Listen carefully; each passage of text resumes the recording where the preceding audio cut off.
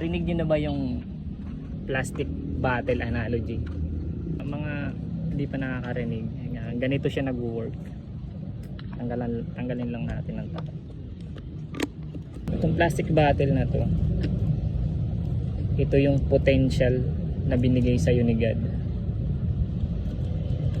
Para ma-squeeze mo yung potential mo, kailangan mo ng deep discipline. Pero mostly sa mga tao, ini-squeeze lang tong potential na to ng 90%, 80%, 70%, 60%, 50%. Itong 50% na to na potential, ito yung tinatawag na comfort zone. Delikado tong potential na to, tong 50%. Kasi kapag nawalan ka na ng disiplina, pag nawala yung fire mo, pag binitawan mo siya, babalik siya sa dati.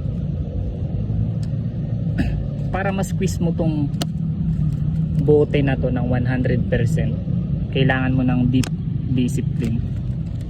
Kailangan tanggalin mo yung mga